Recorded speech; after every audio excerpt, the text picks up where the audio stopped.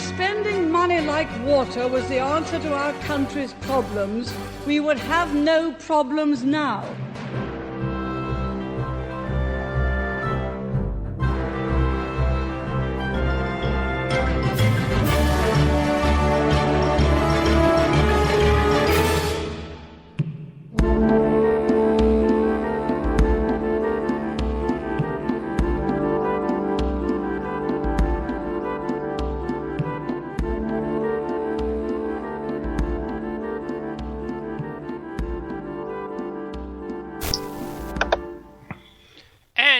Listening to Modern Comments here on Vigilant Liberty Radio.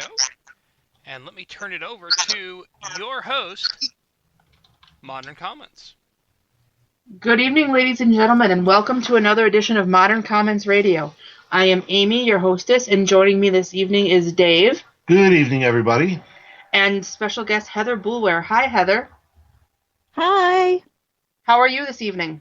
I'm good. Excellent. Yep. You can find Heather on Twitter at hboulware, and you can find me on Twitter at Modern Comments.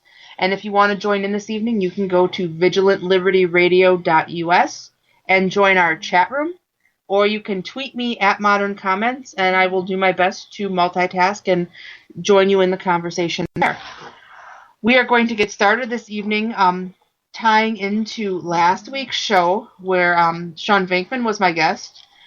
We talked a little bit about the push now to amend the Constitution that some Democrats are taking on in order to overturn the Supreme Court's ruling in Citizens United. And the reason I'm bringing it back up again is because going through the local newspaper, I noticed that the Milwaukee County Board overrode a veto by County Executive Chris Abele to pave the way for a referendum on November's ballot on whether or not the U.S. Constitution should be changed to say that corporations don't have free speech rights.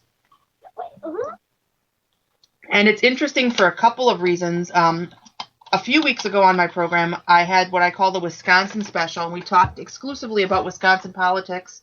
And before that, I had Galt's Girl on my program, and we talked about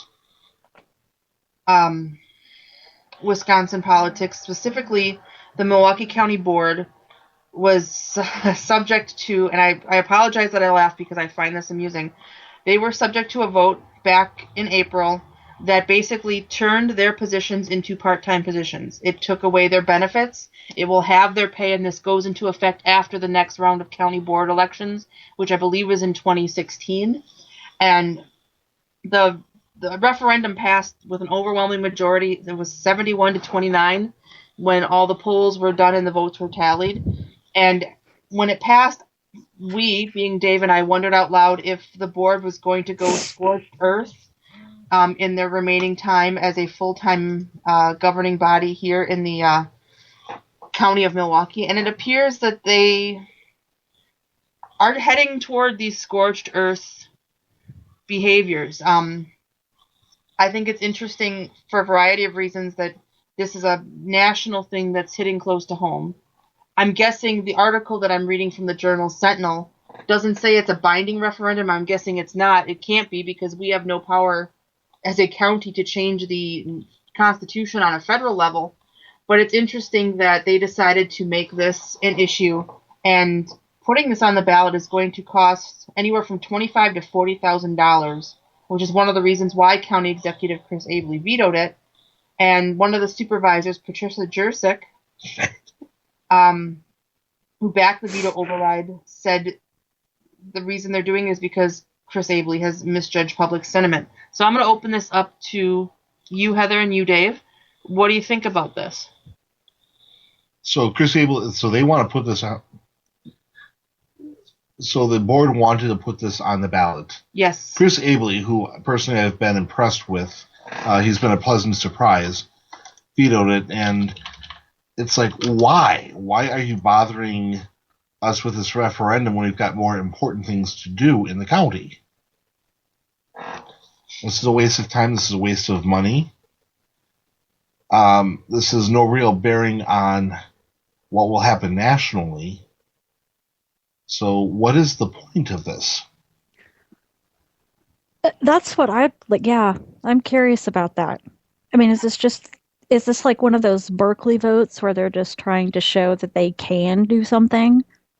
To me, it sounds like it. It also is sort of that. I mean, this makes no sense. Well, if you knew the county board like we knew the county board, you would understand that this is how they operate most of the time. There are a few sensible supervisors. Four of them did vote against this, but I think it also goes into this push that we're seeing in the National Democrat Party. Now, Harry Reid is sort of picking up and championing the cause to get a change to the First Amendment to overturn, the Citizens United decision. And like I said on the program when we talked about it, Yeah, they evidently the Dems in Congress want to amend the First Amendment to overturn or to get rid of the Citizens United ruling to get the money out of politics. Yeah, and this, which doesn't really make any sense to me because the Democrats actually get more money than the conservatives. So I mean, they're really hurting themselves. They always find ways around it because with liberals, it's always a means to an end. Right. As I say, when they bring up the almighty Koch brothers, you can keep your Koch brothers all read you a Well, sword. it's a non-starter. It's not. Yeah, I mean, this isn't going anywhere. No, but it's interesting that they're deciding to push for this. And one of the supervisors, Deanna Alexander, points out that it will harm them just as much as it will harm conservatives. But as Dave said, it's a means to an end. But I think that... Yeah, I read that in the article that she's... I don't know. I can't figure them out. They come up with these ideas and it just makes absolutely no sense. And I don't know who they think they're trying to... They're catering to I mean, even their constituents at some point have to go... Well, yeah, but even don't their constituents at some point have to say, "What are you doing?" I would think so. Milwaukee County and Dane County, where Madison, the state capital, are the bluest counties in the state. Milwaukee doesn't hold a candle to Dane County, but we are a relatively liberal, especially the city of Milwaukee proper area. So I'm guessing there's probably some support. At least they're getting some sort of feedback that this needs to be a push, and they're hoping, it says in the article, to influence and put pressure on Congress and the states to act. And a lot of it is from the Democratic leadership. A couple of years ago here in Milwaukee, they had throughout the whole state, in fact, they had a purge of moderates. Our state representative, who was a moderate Democrat, got purged in the primary by a liberal because she wasn't being liberal enough. Yeah. Nice. So, but it's something I like to point out when it comes up, because I bet you if you went out and asked general voters on the street if they knew that this was going on or what this was about, they wouldn't have clue one. And anytime they talk about changing the First Amendment, it needs to be called out, even if it's a completely stupid waste of time veto. Can I cut in and ask a question? Of course. Well, yeah. Do you think that a part of the reason why this is working, in the sense of, we're going to try to we're going to try to curb the First Amendment, we're going to try to, do all this stuff. Do you think a part of this is because the messaging on the right sucks? Oh, definitely. Definitely. Oh, yeah. I mean, yeah, because, the right, has serious messaging issues. I can't even begin. There's no question. Yeah, how seriously pathetic some are, and there are some people who are very good at getting the message out and articulating our position, and that is one of the things that I like about our governor, Scott Walker. He's pretty good about getting his message out and saying what he needs to say without putting his foot in his mouth and saying something stupid. So I do think that we do have some bright spots, and he is one of them, but I don't get to listen to local talk radio during the day because of my job, but I think that it'd be interesting to see if local talk show hosts have picked this up and are running with it and are asking questions that need to be asked. And I may do some digging myself and see if I can get some responses from the county board. I bet Deanna Alexander would be responsive, and maybe even Peggy Jurczyk. We'll see. Just as long as you don't mention my father. Yeah. we won't mention her because my father-in-law is known to Patricia Jurczyk, and it was in the local news. Let's just put it that way. Anyway, so we are going to transition from this to another wonderful topic, and I'm going to ask Taylor to intro it by playing some audio for us. You will never find the more wretched hive of scum and villainy. I love me some Obi-Wan Kenobi. In fact, I love it so much, even though it's technically not my show, I'm going to play it again. You will never find the more wretched hive of scum and villainy. So what is this wretched hive of scum and villainy, Amy? This wretched hive of scum and villainy, I wish it was the Moss Isley Cantina, but we are going to talk about the United Nations. AKA the waste of real estate in Manhattan. Did somebody moan? Heather, did you just moan or groan? Yes, the waste of realism in Turtle Bay. Yes, yeah. The UN. They need to go away. They do, and I will say right now that if I ever ran for political office on a national platform, one of the planks in my campaign would be getting the United States out of the UN, because it is a feckless, useless organization full of hypocrites. Scum and villainy. Yes, scum and villainy. You think they would have learned with the elections? It really is. And the reason I am bringing this up is because this organization, which has a history of putting some of the worst human rights abusers on committees, has decided that they are going to double down and call on the carpet the Vatican.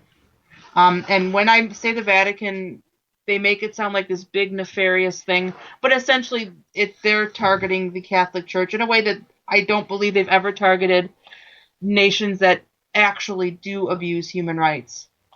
Specifically, no. The article that caught my eye was from Life News, which does a great job covering pro-life issues. And the United States said the Catholic Church's pro-life teachings are being labeled as promoting torture. And we have to step back a little bit because they're not just promoting torture of women. Yes, I believe the term they actually used was psychological torture of women. This is part of a bigger sort of criticism that the United Nations is levying against the Vatican over their handling of the child sex abuse scandal, which actually broke. It's been about a decade now since it really kind of... Over 12 years since the big stuff, and some noises over the last 30 years. Speaking as a practicing Catholic and somebody who's worked a lot in the church, this was a scandal and a big deal. Yes, the cover-up was heinous. Most Catholics will tell you that they were disgusted with the way that many bishops conducted themselves. But we've done a lot since then to remedy that. And considering that with other denominations, I'm just going to speak in... not to excuse anything that happened during that scandal, but this is not something you just find with the Catholic Church. You find this in other religious denominations which have female and married clergy, and this doesn't hold a candle to what happens in, say, public schools, where there is a higher rate of sex abuse by employees to boys and girls, and a rate of cover-up and obstruction. You will never, ever find the mainstream media covering that, because the teachers' unions and school districts not allow it. Exactly. Well, and my mom and I were discussing this earlier, and my mom is a liberal. She's fairly liberal and not very religious, although she's not an atheist like I am. And even my mom said she does not understand why these, groups, the UN and other groups, continue to go after the Catholic Church over this sex scandal, when in fact this is an issue with all religions, and the Catholic Church has actually addressed this. repeatedly. This isn't, they're continuing the cover up. They're not trying to, they've gone out of their way to fix these problems and these issues and do, better, and yet they receive no credit at all, and they want to sort of trash them over it, and it's like, well, there is. I mean, there's how many thousands of priests, and Oh yes, we have two very good priests who are hardworking. 4 parishes, about 3,500 households spread among those, and they bust their butts getting out there, celebrating Mass, getting out among the people. I can't tell you how busy they are. And like I said, having worked in the church and known a lot of clergy and religious as just simply human beings, you get all sorts of people in there, like you get with any group of people, but those very few give a black eye. Yeah, I mean, those hardworking clergy. Exactly. I mean, and how many other? I mean, there have been Baptist youth ministers and preachers in Texas who have abused their position to abuse children and women. And those don't seem, the media seems to ignore that. It's focused on the Catholics and not any other group, and it's kind of mind-boggling that they think that somehow the Catholic is so much worse than anyone else.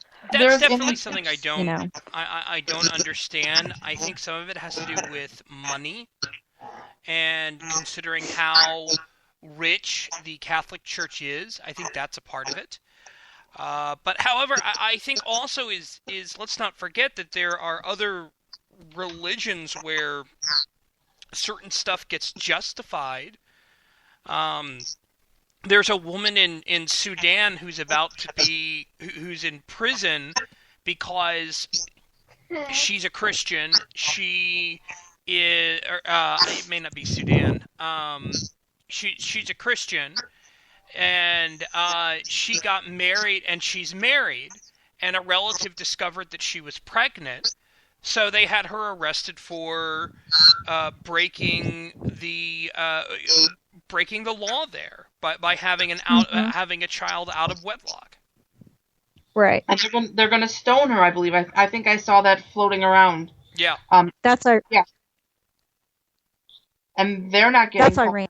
The one there's one in Sudan, and then there was a woman who recently was because she was a rape victim, and they convicted her of adultery, and they're going to stone her. I think. Yeah, I saw that 2 weeks from now, or something like that. Yeah. So I mean, she's been convicted of adultery because she's a rape victim, and they're going to stone her to death. But the UN wants to pick on the Catholic Church. Well, it's like. Well, in an article from the Washington Post, like, one of the ones that I sent to you, the UN Committee for the Rights on the Rights of the Child suggested, and I'm using air quotes, even though the article doesn't, that the Catholic Church update its canon to approve homosexuality, abortion, birth control, and premarital sex. And I think right there is sort of part of this motivation.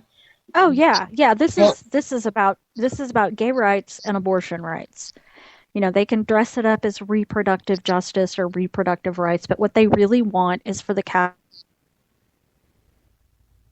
Church to okay abortion. I mean, and a lot of these people will not stop until the Catholic Church performs gay marriages, endorses homosexual activity, and approves abortion. And they want Catholics to provide in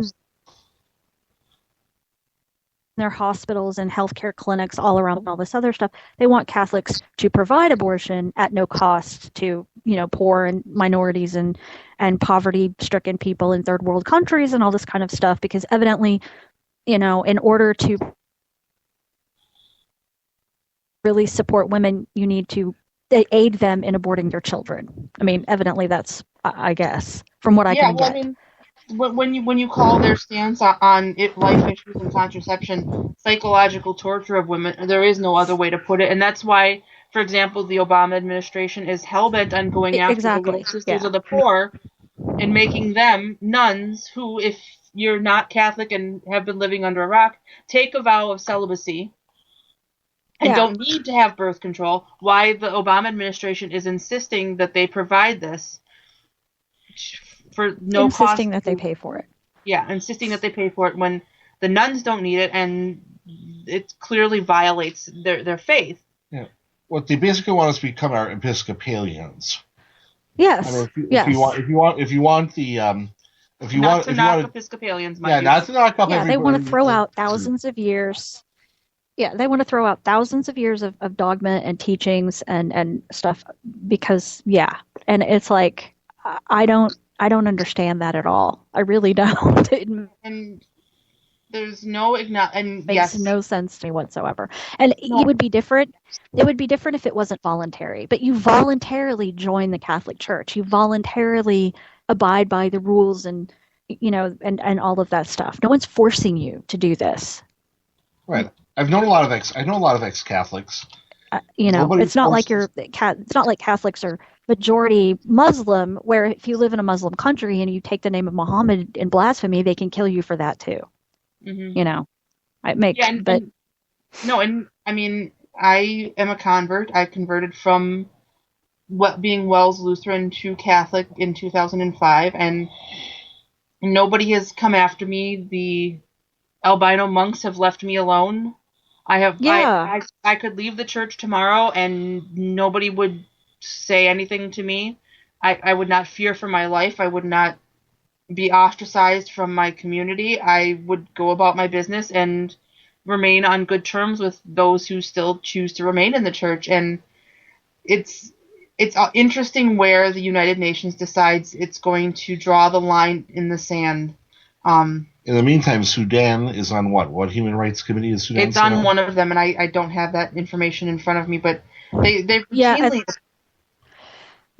There's I think on the Human Rights Commission is what North Korea, Iran, Sudan, several other countries that have just abysmal human rights records are on that. This is a different, like a subcommittee on torture and something else, and that's and they're doing this for which if you on the Catholic Church it's if you pay attention to what the church teaches, the church has been vocally against torture and was one of the biggest critics of the Bush administration in their use of practices like waterboarding. I mean, routinely it was spoken out against and said this is a violation of human dignity, and they get a lot of flack from it from some conservatives who, when anything slightly to the left of anything comes out of the Pope's mouth, it means that the church is a bunch of liberal socialist Marxists. So they can't win for anything. It's kind of I know. messed up. And as far as this, the sex abuse scandal and going after that, really, they should view some of the priests as trailblazers, because a little dirty secret that they don't talk about in big percentage of the priests that have been laicized or thrown out because of sex abuse were actually in relationships with boys, teenage boys, and a good amount of them were with around the border of 16, 17 years old. In a lot of a good segment of the gay subculture, that's actually considered acceptable. You come across a TV series like Queer as Folk, where it opens up with the advertising executive having sex with a 17-year-old boy. Bad for a Catholic priest, but for a TV series. Mm-hmm. So, go ahead. And when you're getting... I mean, like I said, when you're getting pressure from the gay rights, the militant gay rights movement to accept homosexuality for middle schoolers, for Pete's sakes, or even as early as grade school, when kids shouldn't even be worried what sexual orientation they are at all, then what's the big deal? Yeah, and and look at how, in general, Roman Polanski, how people dismissed what he did to that girl as, it wasn't, I think Whoopi Goldberg said it wasn't rape. Yeah, it wasn't rape. It was just, It was just sort of rape. It not really rape. Well, this is the problem. You know, if as long as you donate to the right causes and you spout the right talking points and you have the right point of view, you can do practically anything. And liberals will and the left will forgive you. If you are a conservative and you do or say any of those things, then you need to be drummed out of polite society and, you know, practically lynched. I mean, that's really how it is. And it's completely the hypocrisy is mind-boggling. It's just completely mind-boggling. I mean, you know, I mean, and gay rights people are I mean, they're just as horrible about it. I mean, look what they do. You know, Alec Baldwin is basically everyone, you know, fag and toxic little queen and all of this stuff. And, oh, it's fine because he's Alec Baldwin. Like, okay, well, I mean, you know, but if he wasn't, you know, Well, I mean, going back to someone who's been in the news way too much, but what Donald Sterling said was abhorrent, but it was said in the privacy of his own home, and look at what happened. He was banned from the NBA for life. Someone like Alec Baldwin says those things in public in front of members of the media, and they get him on film saying these things, and he goes on Twitter and says them. Yeah, and and what consequences does he face? Well, he did lose his MSNBC show. Well, But yeah, but did he lose the what- show over his comments, or did he lose the show because it had horrible ratings and he crappy host? Well, that'd be Although most of that's- it MSNBC. Yeah, I wouldn't know. Yeah, I don't well. watch MSNBC. Oh, Well, no, Yeah, I don't nobody know. else does either, apparently. So But no, I'm sorry. convinced that MSNBC would actually fade off the air if it weren't for the conservatives who watch it so that we can mock it and make fun of it. Because, like, Noah Rothman, he's a journalist for Mediaite. He literally watches MSNBC all day, every day. That's his wow, that's his job. part of his job. So it's like, okay, so Noah's watching it so we don't have to, but he's watching it all day. And I'm like, if you stopped watching it, that would half their viewership right there. But, you know. Yeah. And so, yeah, but it's the double standard is galling. And getting back to sort of the focus of that topic, since I believe it was 2002, the United States Council of Catholic Bishops put forth a charter called the Charter for the Protection of Children and Young People that requires anybody who works with children in a parish setting, be it a church, an organization, even as a volunteer, because I used to teach religious ed at my parish until I had 3 kids and no time or sanity. And yeah, and I loved it, but before we could even attempt to volunteer, we had to take a very intense, very emotional, and I'm going to say uncomfortable, not because of the way it was taught, but they bluntly looked at the subject matter and talked about the sexual abuse and the scandals head on. And they had a video featuring victims of sexual abuse. And we had to sit through this program, and we had to sign this waiver and go through a background check and all of this stuff before we could volunteer to teach kids for an hour on a Sunday. So I see that there are changes being made, and I don't know what else can be expected of them. Speaking realistically, I know what the goal of the UN is. We've talked about it. They want the teachings of the church to change, or they want the church to go away. And I think, in addition to all of the reasons we discussed about why they're going after the Catholic Church and their disdain for it, the other thing is it's the biggest fish in the pond. I mean, it is the largest Christian denomination in the world. It is the most recognizable Christian denomination in the world. It has the most high-profile leader in the world. What sort of, and I'm going to use the word trophy, would that be for them to say, we finally got to the Catholic Church? And what sort of message do you think that would send to other Christian denominations who may have very similar beliefs to the Catholic Church on issues like abortion and gay marriage?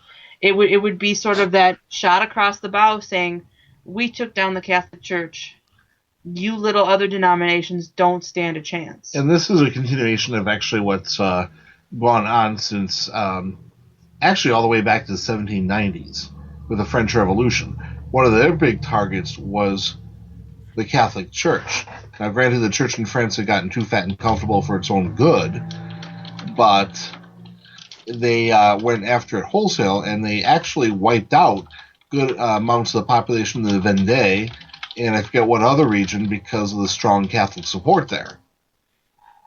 This has been going on for well over 200 battle that's actually been going on for well over 200 years, and this is to me the latest round on that. And the United States in its history well, has... and I think this is also, I mean, yeah, I mean, it's, you know, it's historical, and I think some of it is also the Catholic Church is the largest charity contributor and charitable organization in the world. And because of their charities, and, you know, they run hospitals, schools, and all of these things, and they're not under government control. And I think that is also an issue. They know that governments and other NGOs and other groups don't like the idea that the Catholic Church do these things and not follow the rules as they want to write them. You know, that, you know, people can go get help and they don't have to, you know, the government has no control over the charity. And I think that, you know, that's also another probably issue. Yeah, then like that's that got to idea. be a thorn in their side, because charity, and it's becoming very clear that if you follow politics, especially the left, if charity doesn't come from the government, it's not charity and it doesn't count. We all know that that's utter bullshit, but for them, if the government doesn't have a hand in helping somebody, it doesn't count. And it's somehow morally superior for the government to take by force someone else's wealth and property and redistribute it than for the church to encourage that be done privately and out of one's free will and their personal generosity. Right. And that's a problem. I mean, but look at, you know, when I try to explain this to people, I say, okay, look, you give your money to the Catholic Church, and most of that money is to the people who need it, whether it's in the form of money or clothes or food or medicine or whatever. That money, most of that goes. When the government takes your money, you're building more bureaucracy and more red tape and more regulations that take more people, and then, you know, maybe a third to a quarter of what you are giving to the government actually goes to helping the poor. And we're not even helping the poor, really. We're trapping them in this idea of basically servitude, that if, you know, you qualify for these benefits, but if you make too much money, your benefits get cut. So there's no incentive to get off welfare, get off food stamps, get out of these, you know, entitlement programs. It's crazy to me. And go ahead and finish your thought. Yeah, and you get, you know, and then you end up with sorts of, you know, committees in the UN who want to do as much damage to the Catholic Church as possible and other charitable organizations, because what they want is control. This isn't about, you know, anything but they want that control. I mean, the UN for years has tried to use, you know, the climate change thing as a way to, you know, sort of jumpstart a global economy and take over, you know, make everyone equal and whatever. Yeah, and subjugate us to taxes and all sorts of things in the name of saving the environment. And like I said, if I ran for political office, getting us out of the UN and selling that prime real estate in Manhattan would be one of the top priorities on my list of things to do. Because I have no use for the United Nations. It may have at one time had a purpose, and you can't see him, but Dave is over there, who's more up on history than I am, shaking his head no. I'm giving them the benefit of the doubt, but at this point, all they do is create stupid, pointless committees that are hell-bent on taking money and controlling everything that they can get their hands on. At least the League of Nations was completely useless and powerless. The United Nations, unfortunately, packs it. Yeah, the United Nations has more power than it should have. Um, Speaking of power and control, that's a great segue into our next Yeah, topic. definitely has more than it should have. Yeah, definitely. But the power and control and that sort of centralization are big parts of the problem with our second topic this evening, and that is Common Core. The new, and Yeah. not so new, sort of educational standards that the feds have put forth, that are the source of ire for many a person, and as varied in background and stature as Michelle Malkin, who's hammered this and hammered this and hammered this, and most recently comedian Louis C.K. On Twitter kind of railed against Common Core because he found that the math homework was making his kids dislike doing math. And I wanted to talk about this for a couple of reasons. I have a background in education. I was working toward my teaching certification and sort of had to put that educational pursuit on hold. So I am sort of familiar with Common Core, and what was sold to me in the classroom is not what other people are seeing or what I'm seeing in some of the homework that my son is bringing home. He's a first grader. My eldest is a first grader, and it is a bit disconcerting. And Peggy Noonan wrote a piece on her blog a few days ago called "The Trouble with Common Core," and I had to laugh in reading it because sort of the argument that the defenders of Common Core are coming up with, and it's going to sound very familiar if you're familiar with politics, is the idea is right, but the rollout was ineffective. The launch kind of failed, and they didn't know how to implement this grand idea. And both Dave is chuckling and Heather is laughing because, gee, what does that sound like? Ugh. Yeah, exactly. It sounds like that other giant foobar of a government program known as Obamacare. Yeah. And is this going to be sort of the default argument now? Hey, we're going to create this giant, massive program. We aren't going to give a crap if it actually is effective and works. And when it fails and crashes and burns bigger than the Hindenburg, we're going to say, well, the idea was good. It just the rollout was ineffective. My first subject in Common Core is a philosophical one. Why the hell is federal government involved in local education? Well, see, the thing about it is, it's voluntary. I can answer. I can actually answer that question. Okay, go ahead. Thank you, George W. Bush, for No Yeah. Child Left Behind. Yeah.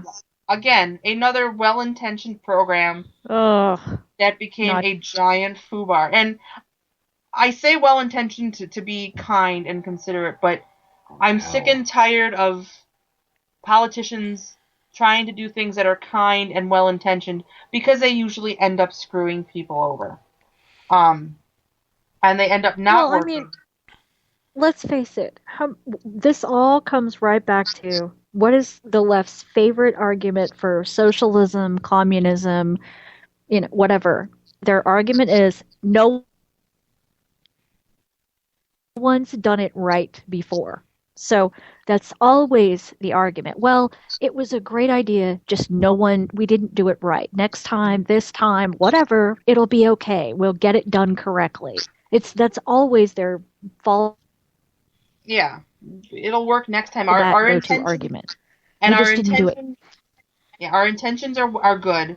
Therefore, if the outcomes are for shit, pardon my language, it doesn't matter because our intentions were good. And in the chat room, Cranky T-Rex puts in quotes voluntary. And I was going to say, being part of Common Core is voluntary. However, if you don't opt into the Common Core curriculum, you lose out on federal money.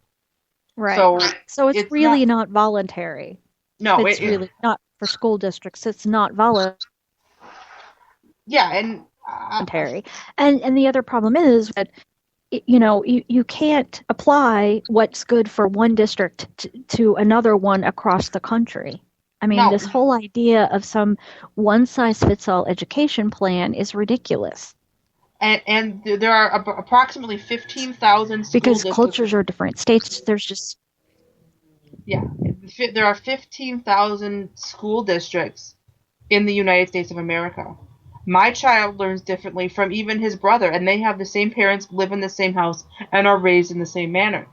He is definitely different from a kid who is out in Arizona or down in Florida or even in New England, you know? But again, the purpose of Common Core is not to create people who can think. It's to create people who have been told what to think and how to think. Yeah. And because they're not teaching them critical thinking skills. No. I mean, they're teaching them how to do something their way and not, how to sort of figure it out on their own. Because honestly, I've looked at some of these problems and I'm completely lost. I don't know. I'm looking at them and I can't figure them out. So if I can't do it, I don't know how they expect a little kid to figure this out. And teachers are... It's first grade math, and there are times... and teachers are even more at a disadvantage because they're having to change. So... And when I started... A little bit of my personal background. I started college back in 2001. And I was an English major, and I wanted to be an English teacher, so education was my minor. For a variety of reasons, I decided to switch that minor to something else, and I didn't get my teaching certification in my undergrad studies.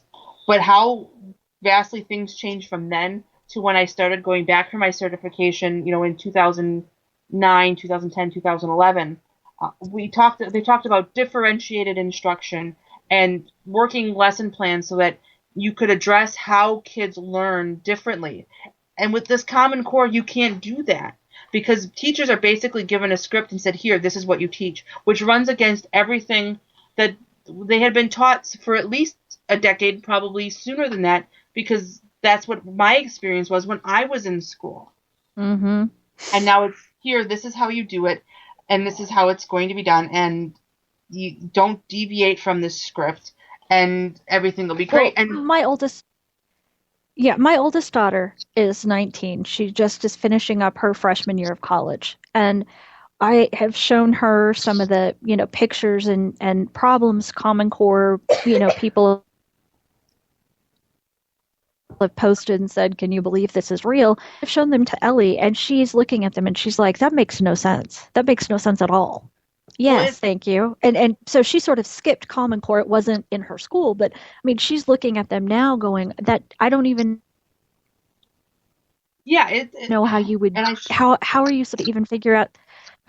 I mean, she's like, it makes no sense. You're looking at a math problem that would take you 30 seconds to solve, and you do it this way, and it's a 5-minute long, she's like, you're taking 7 steps to get to the same answer. Yeah. Answer when you only need 2.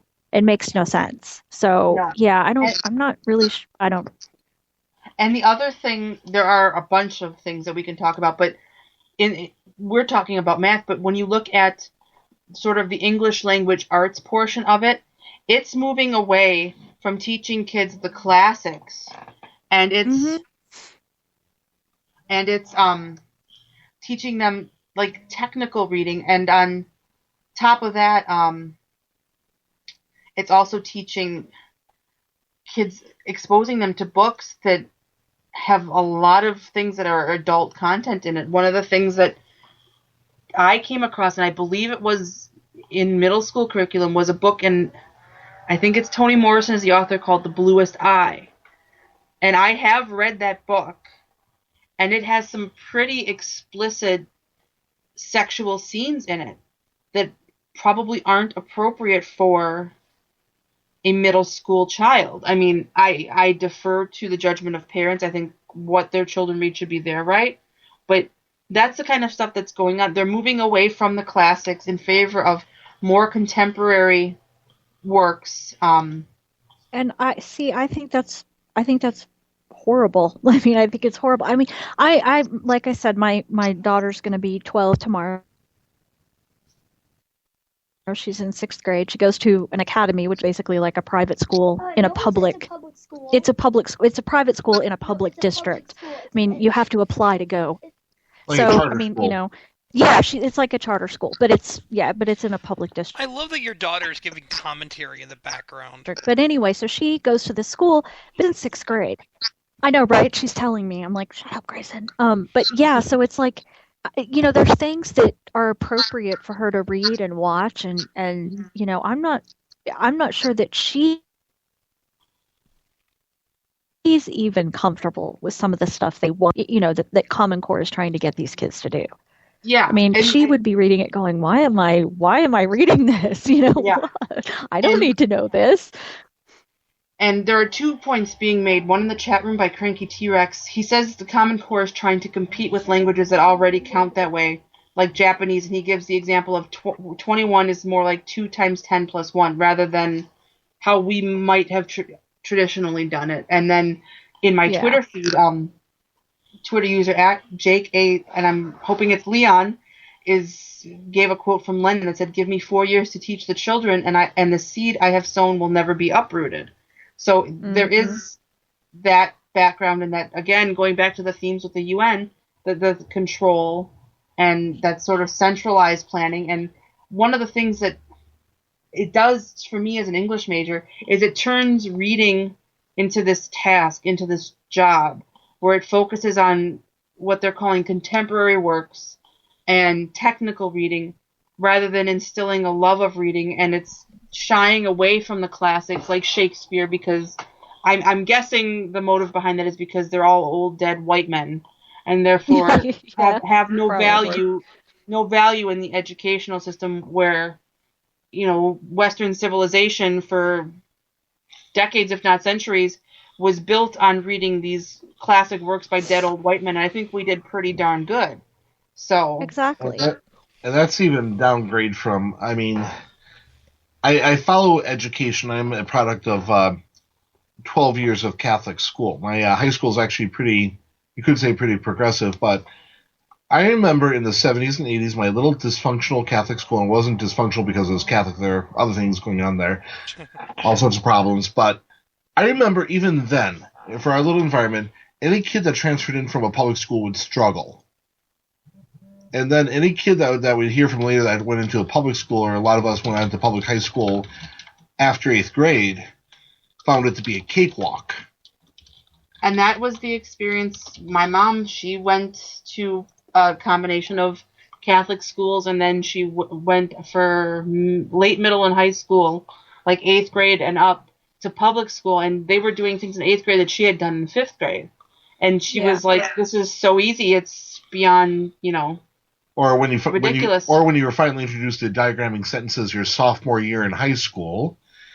Yes, he has a lot of issues about the fact that I went to public school and the things that they were taught. I think I turned out pretty well. In spite of them. Middle school is a waste of time. So, yeah, we are going to talk him off the soapbox now. We will save the rest of the education rant for another episode. But getting back to this,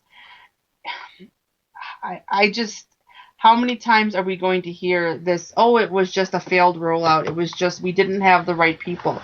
And this is something like Obamacare. Well, yeah, and that's what it's always that. It's always, it needed more money. It didn't, we didn't, our messaging wasn't good. It was too small. I mean, how many times have you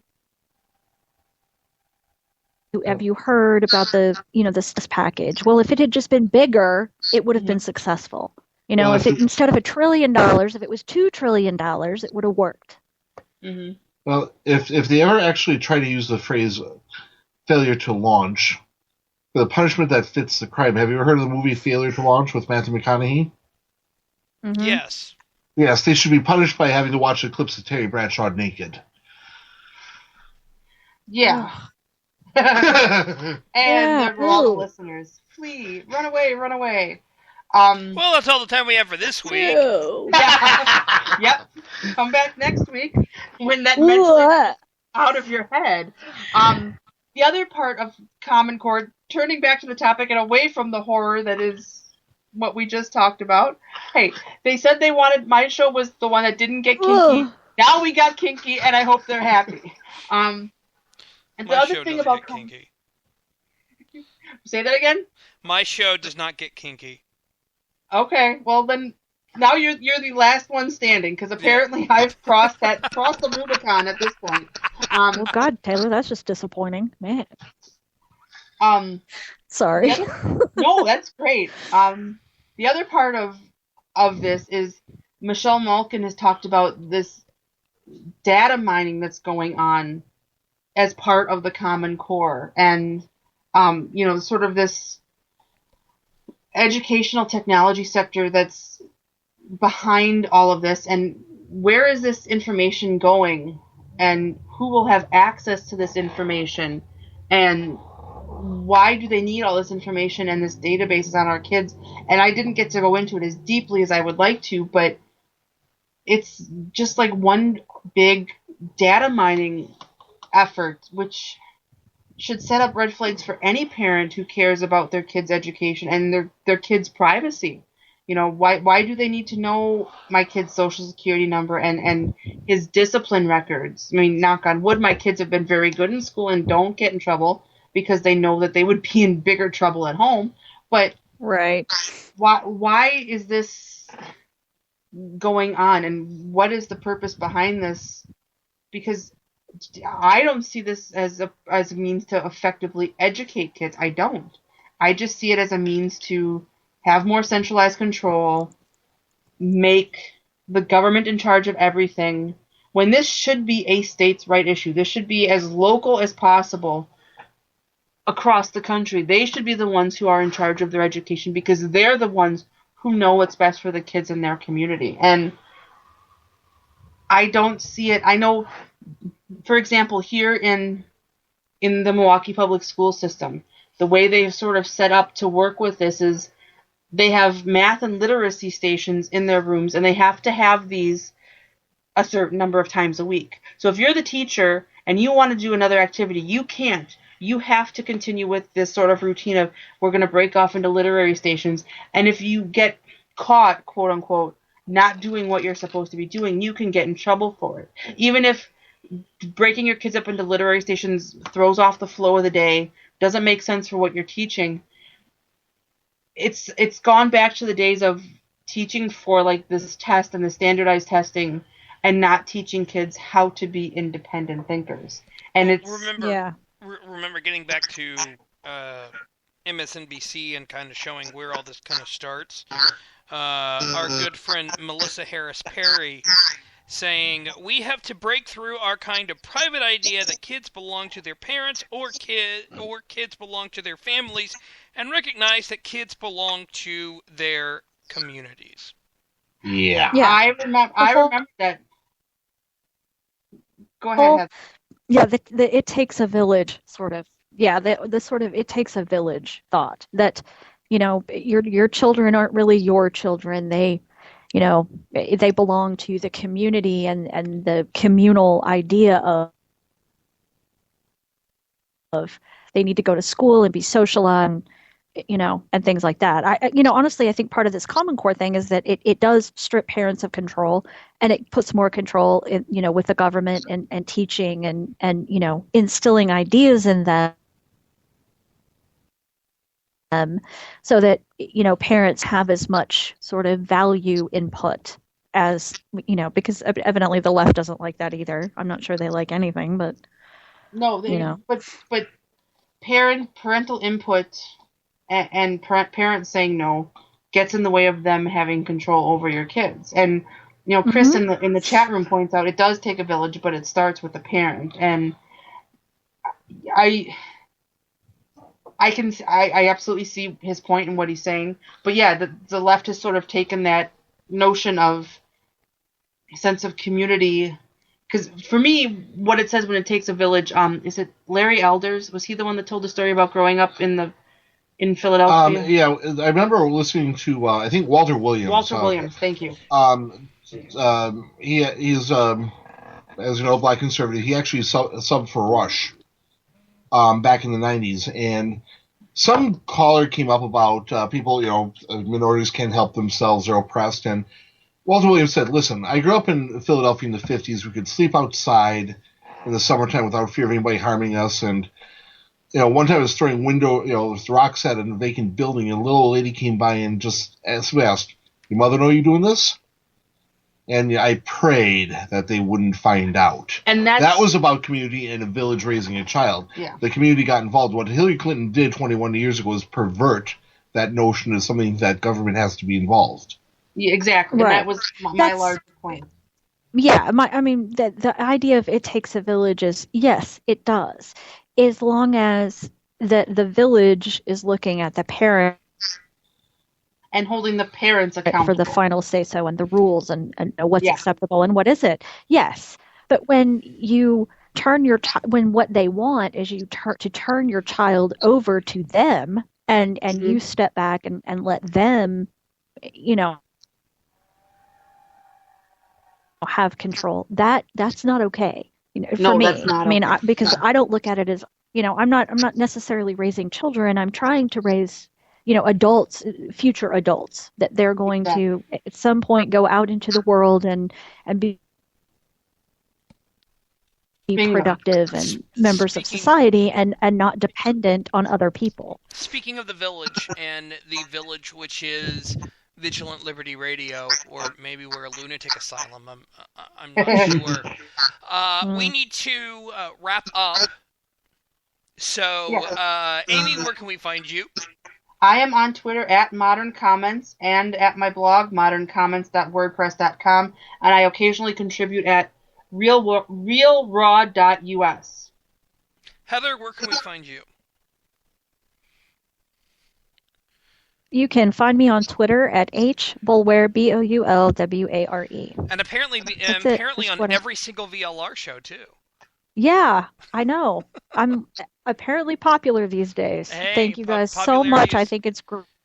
Yeah, it was lovely to have you. Thank you so much for being on the show. And thank you again to Dave for sitting in with us, too, and to Taylor, our producer. This was a blast, as usual. And my apologies for traumatizing our listening audience. Apology accepted. You're allowed back on next week. All right, folks. Have a good night. Right War is up next, the simulcast of it at least. Be here tomorrow for America Our Way with Dustin Hoyt, along with the simulcast of Right War again. If you are going to listen to Right War, though, do hop over to the FTRradio.com chat room where, well, you'll see the madness there. Talk to you guys next week. Thank you. Bye.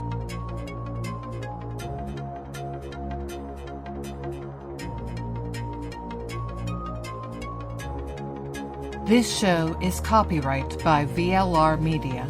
All opinions of panelists and guests are their own and may not reflect the opinion of VLR Media, the host, or anyone else.